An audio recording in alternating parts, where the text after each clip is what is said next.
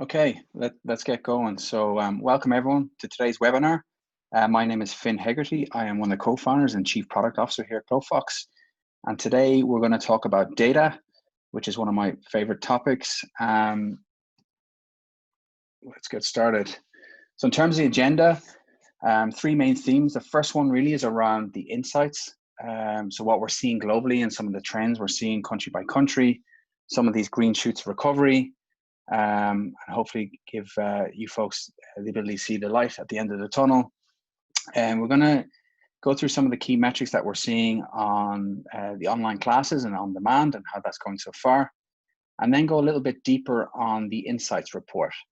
So this is the fortnightly report that we've been sending out for the last month or so, and we'll just go drill it down a little bit deeper on some of those key metrics and some of the insights and actions you can take on those. Okay, so just one point here in terms of the global insights that we have. Just a reminder that we have thousands of gyms in about 50 different countries. We have millions of end users, and key point here is that all our data is anonymized. So privacy is really important. So we don't share any client information or member data, and this is just a holistic view of the trends we're seeing across countries. So this first particular chart is around global bookings. And if you look at this from left to right, these are the weeks down at the bottom. On a weekly basis, this is the total number of bookings week on week. Now we've excluded the actual count, but to give you an idea of the scale, we have millions of class PT and appointment and course bookings on a monthly basis. And as you can see, obviously pre-COVID in February to April, there's a significant decrease, and you folks are feeling the pain on that one, obviously. And it's about 88 or 90% decrease on weekly, week-on-week bookings. In terms of the impact to revenue, what we're seeing, that equates to about 60 or 7% decline in an average monthly revenue across the board, and about a 28% decline in membership. So these are obviously things that you're feeling the pain on a day-to-day in this COVID world. And about 50% of our clients are running online classes. So if you look at the graph, there's two colors. One is the orange, which are the physical on-site classes, and the second one are the teal, they're the virtual classes. So you can see when the virtual classes and that ability kicked in when we released the new feature in the last couple of months. But one point to note: anyone that's running classes in a Facebook group that is not using Glofox, and I'll talk a little bit more about that, they're not going to show here. So we're expecting, there are more folks that are running online classes that are not showing up on this chart.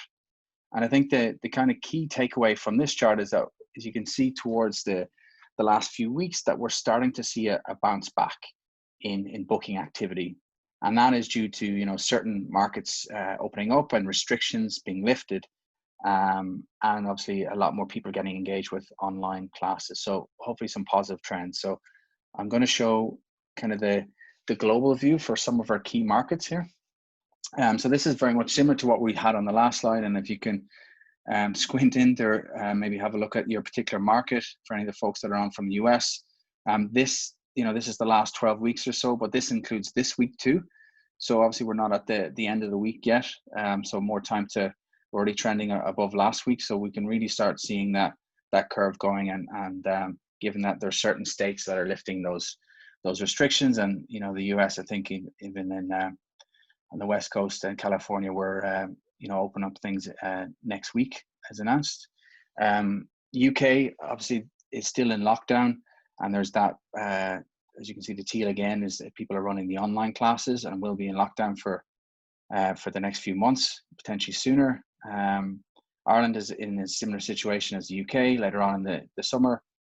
But the kind of key markets to have a look at here are Australia, which things have opened up and are starting to turn again, and New Zealand, which is I'm not going to say business as usual, but very much at the level of bookings that they had in pre-COVID.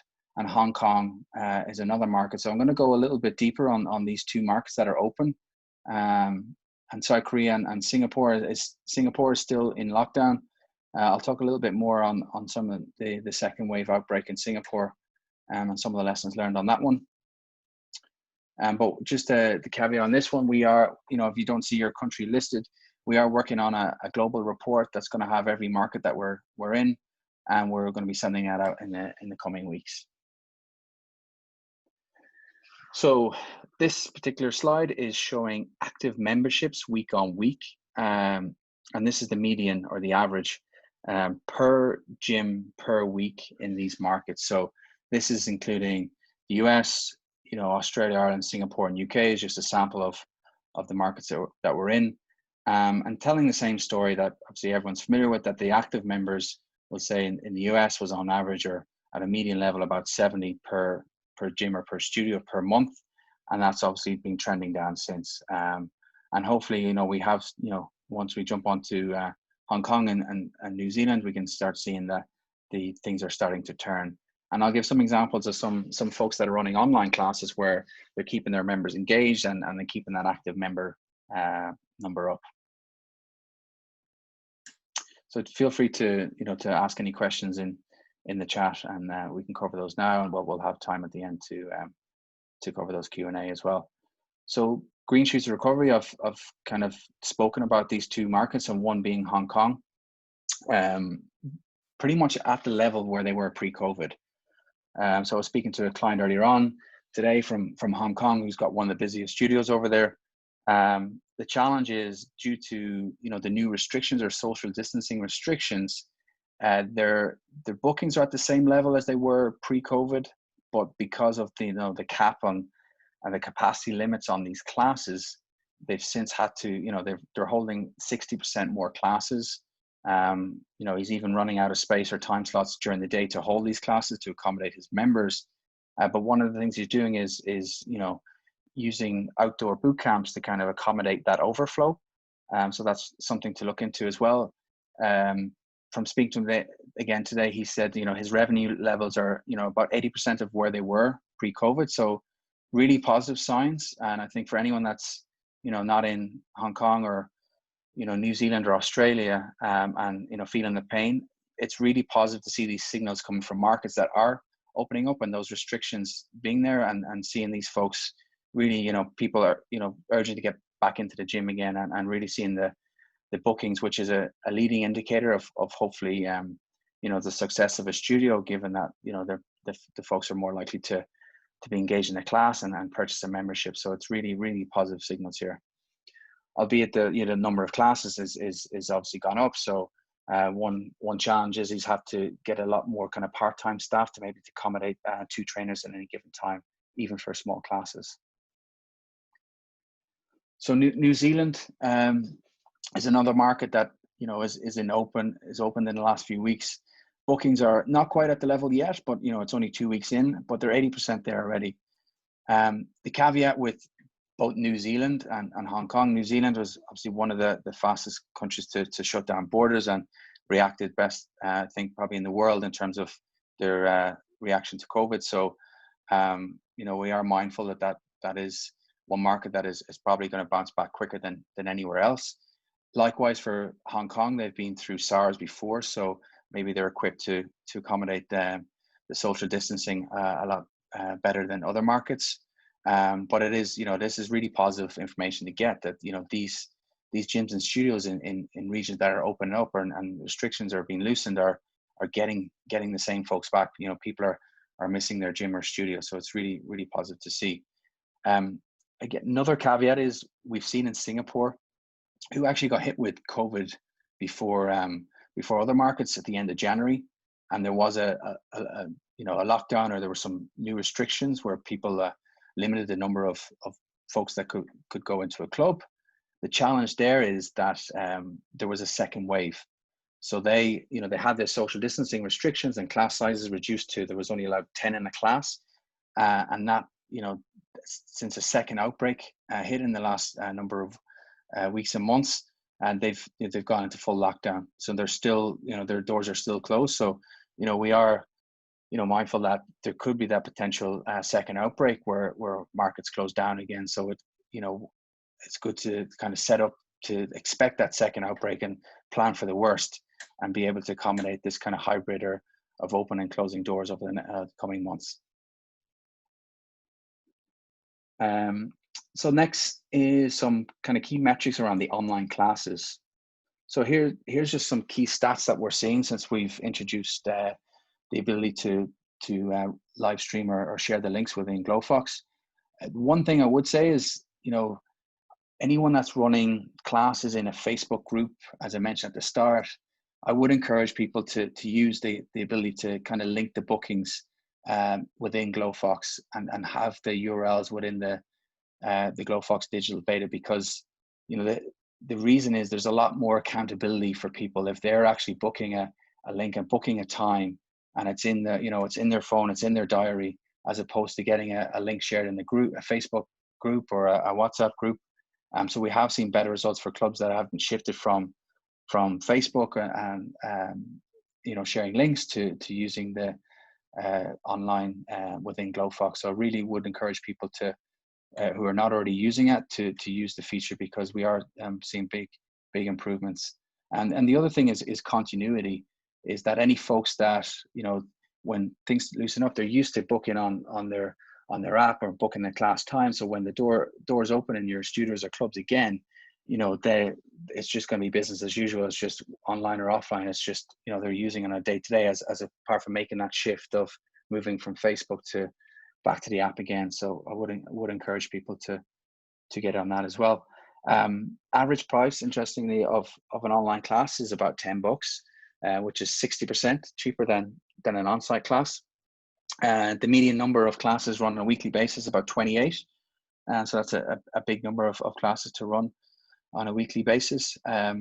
The average online attendance kind of varies. So it's about 6, and one of the largest attendees we've seen is about 220. So, given the border, there are no borders for an online class. It's, people are starting to expand beyond their local community and getting in some, leads and new members or joiners from other markets, not just local. So it's really positive to see as well. So the other piece that's interesting is around the on-demand. So this is another feature that we introduced in the last month or so. So the ability to put a paywall on content within the community section on the app. And this is a sample is relatively low of people that are using that. There's not hundreds of folks using it right now, but of the people that are, we're really seeing some powerful metrics here in terms of numbers of making a tangible difference. So, half of non-members that hit that paywall. So these are leads that are browsing your app, that are going through the community section, that see a particular piece of content that might interest them, be it a recorded session or programming or nutritional advice.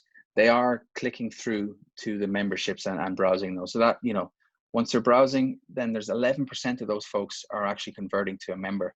So, those results can speak for themselves. So I really would encourage people that are not already using the on-demand feature within the community section to put their content behind the paywall and test it out and see what works well, what converts. We'll potentially do a session in the next couple of weeks, a webinar just on kind of best practices of what we're seeing working really well for those people that are converting a lot more leads into members through the community section. So I'm going to talk a little bit about the fortnightly report. So over the last 6 to 9 months, we've been working on a project, which is with a partner actually called Looker, which is a business intelligence tool that is owned by Google, to really accelerate our reporting based on the feedback that you folks have been giving us. So, this project has been underway for the last 6 months or so. It's still in early access, but given that COVID hit, we thought it would be a great idea to share these trends or share the data that you have to kind of benchmark your own key metrics or data that and reporting that you're looking at today, and compare it to other markets and particularly on monitoring recovery, right? So that's one of the key drivers of this, is to see where your business is and what those trends are, and where you benchmark your own business against your own location, but then to maybe see some of these green shoots in markets that are ahead of the curve in terms of progressing through COVID-19. So that's the driver.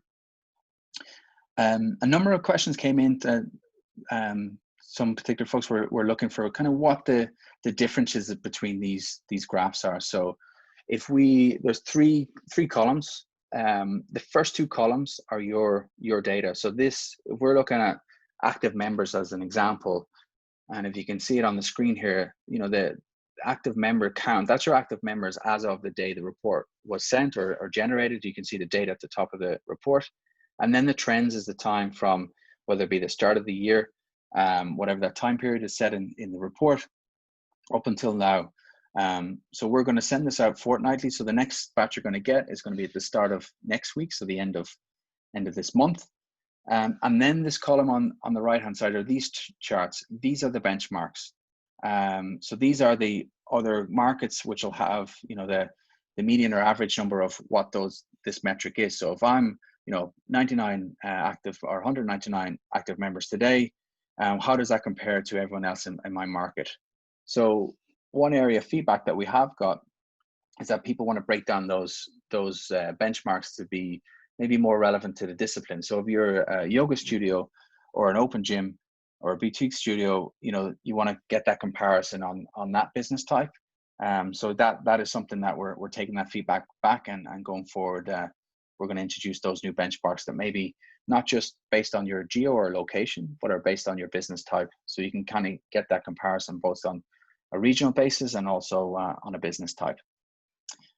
So some of the metrics that we've included here, a lot around your members, whether they're active or paused or frozen, particularly now, whether the number of cancellations and folks that are in that overdue or delinquent state. Revenue is obviously the most important metric as any business, but they'll have your trends on revenue since the start of the year. And then activity, whether it be bookings or attendances, which hopefully is a leading indicator of revenue. And then acquisition, which is around acquiring new leads and conversion to members.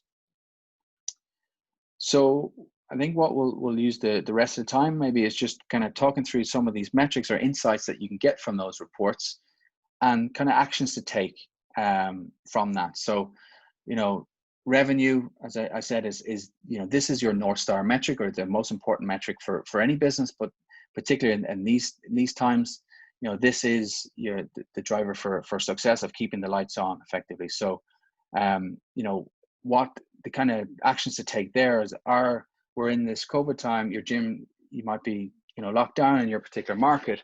What are the kind of things that we need to do? Whether introduce, if you're not already online, is there a reason not to be online? That's one driver. Are there other sources of revenue you could look at other than running classes? We have seen studios and gyms kind of moving more to retail and selling clothing in the store in the meantime. So just look at other opportunities of revenue streams as well. Can you do more on the marketing and on the marketing side to get more leads in? Can you do more? And we'll talk more about active members. Can you get folks that have paused their membership or canceled their membership to re-engage and get them to purchase an online membership or their existing membership again? So ultimately everything rolls up under and going to impact your revenue. But yeah, that's obviously the most important one. Active members, for those folks that have memberships, there may be other gyms or studios that have class packs that this may not be as important. But if you run a membership or a subscription business, this is going to drive the revenue that you have. So it's really about keeping that active member count up. You've likely seen a dip, and most studios or gyms have seen a dip in the active members. It's about keeping those members engaged. So what kind of strategies can you do to keep your existing member base not canceling or pausing their subscription? So this may be getting them online if they're not already online, or find out reasons why they're not joining your classes and keep them engaged. Start using the community section within the app. Get more content out there. It's more than just they're not just paying for a space in a class, right? There's more around that in terms of the added value that you can give given your expertise. So use the community section, give them nutritional advice, programming, so it's really keeping the engagement is really important of the existing member base. And then it's about growing that member base. is there an opportunity now that you're running online to get folks from outside your local area, and start targeting those? So yeah, that really is an important one to keep an eye on. So the pause members, these are folks that obviously are either frozen or given COVID, decided that they're going to put their membership on hold. This, can you re-engage these people, right? So there's the ability in Glofox, within the filters, to reach out to these folks as well. So can you get them back in? Is there a reason that they've paused? Maybe they've lost their job. Maybe they've got a new role since. So it's about reaching out to the people that have paused their membership, and getting them back and active. Because if they're not active and paying, then obviously you're not going to get any revenue from these folks. And then the cancellations, which these are folks that have cancelled their membership in over that time period. So did they know about the opportunity to pause? Because pausing them, they're on hold. Cancel them, it's a lot harder to get folks to come back and re-engage and buy a new membership. But you still, there's still a prior client. So can you reach out to these folks and let them know about the new online classes that you're running, the new challenge that you're running online, whatever it is. You need, they're a previous context. They've seen the inside of your business. So it's an opportunity to re-engage those folks too. Overdue are people that are in that delinquent state, or have a payment that's overdue. So for those folks who have seen it already, there's the ability to, within the client list, to filter and then take an action on those folks. And if you have SMS, you can actually send them an SMS to say, hey, your payment has failed. Can you update your card? So there's something really tangible there that you can do to re-engage and ensure that those folks don't miss their payment again, because they're more likely to lapse again and cancel if they're in that overdue state. So that's really important. Bookings that we've spoken about, and we've seen a lot of charts on bookings. So this is obviously really important around getting people back to booking classes again, and whether it be offline or online, or if you're going back hybrid as your doors open again, it's about getting the people back in.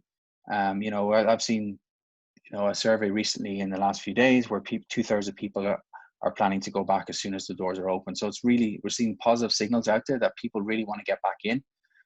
So yeah, let's try and encourage people to book ahead. So maybe have a date that you're open to promote that and get kind of drum up that expectation on the day that you open as well. Attendances is correlates to bookings. So this is when you check people in as they're in the class, and maybe there's a number of no-shows, and we have seen maybe more no-shows in the online world. So do you need a stricter policy, that people that don't show, that there's an additional strike or there's a fee added for not showing up? Because you really need to, there's a big accountability commitment on making the booking, but it's important that they show up. And these last two then is around acquisition. So it's about generating up leads and converting them to members. So now, can you kind of revisit what you're doing on your generating your leads, and really looking into the details? So if you have the lead conversion report within the sales and marketing tools, look at that conversion number. It's really, really important in terms of how many leads were created in that time period and what your conversion rate is. And so there's lots in the knowledge base in terms of tactics and in terms of improving that conversion rate. So I would recommend that anyone have a look at the knowledge base that we have that has a lot more detail on some of these tangible actions that folks can do to improve these numbers. So quick recap. So overall, I think the takeaway message here is that markets are opening up again. We're really seeing the positive trends in the data. Obviously, we're reading about it, but in the data doesn't lie. And we're really, from speaking to studios again in Hong Kong, the sentiment is that people really want to get back in and back training, and things are, looking as they were pre-COVID. So if there is something to take away from this session, it's really to, there is light at the end of the tunnel. So if you are in that lockdown area where a lot of regions are, to be mindful that hopefully that things are starting to turn, and we're seeing these green shoots in other markets. Second point, just to recap on, we're seeing a lot of, and the data behind this as well, that people that are running online classes are maintaining their active member base more so than people that aren't. So, there are tangible benefits. If you're not already online or you're not running online through Glofox, I would, recommend that. And I've already showed some of the metrics around the on-demand and the conversion rates that we're seeing there already. Just one more recap then in terms of the reporting. So if you're not getting this Glofox Insights report, this is the first time you're seeing that, reach out to your CSM or analytics@glofox.com, or if you have any other comments on that report or metrics that you'd like to track as well, do feel free to reach out. These reports, as I said, are sent out on a fortnightly basis, and the next report will be sent out next week. As I mentioned, in terms of what's coming next, we've got this global industry report, so a lot more depth into what I've talked through today, and a lot more detail, maybe split by your domain. So if you're a yoga studio, fitness studio, we're going to split those cohorts and give you a lot more analysis for your particular business type. And we're going to continue sending these reports throughout the COVID-19 impact in your area. And as I mentioned, any other feedback, feel free to send to analytics@glofox.com. All right, I think we're some time for questions. I know we don't have a huge amount of time, but who wants to take the questions that have come in? Caroline, Neve? Yeah, so thanks for that, Finn. That was great. It's Neve here from the customer success team. If any of you have never spoken to me before, we've one question here, Finn, from Laura, and it is: have you seen trends by vertical, yoga versus gyms versus Pilates, on re-engagement in open countries? Yes, the short answer is yes. And as I mentioned, in this global report, we'll have those. The interesting thing about the yoga studios, when looking at this a draft report earlier on today, is that throughout COVID, we've seen a lot more engagement in terms of bookings, on average bookings per week for yoga studios.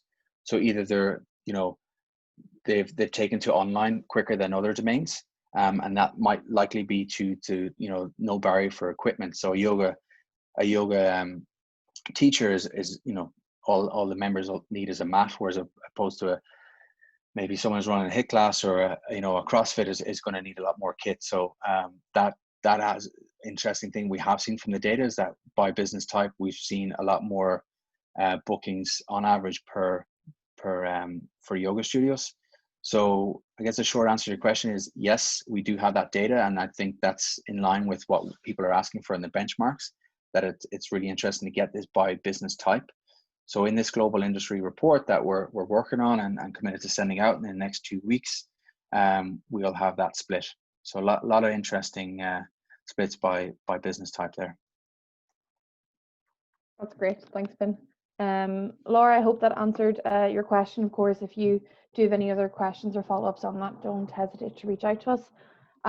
There's one more question here as well, Finn, that looks at, it's from James, and they said, how do I use the metrics to improve my business? So I guess maybe to narrow that down a little bit, what would be the one metric that you're looking at from these insights or from these reports that you think maybe would be the first one to start off with? If you're running memberships, like if you're not having class packs and you have a subscription, membership, I would say the most important metric is your active members, and keeping an eye on that, because ultimately they're the recurring billing that you're getting from those folks. So it's and that effectively is running a fitness business, whether it's acquiring or the acquisition side of getting new members, or the retention piece. So that's it end to end. So that active members, if you have recurring memberships, is the biggest driver for revenue. So that is the most important metric. And there are, within the knowledge base article, there are some tips and techniques all around acquisition and retention. I touched on some of them on the prior slide of things to do to get more folks, keep people engaged right now is really important.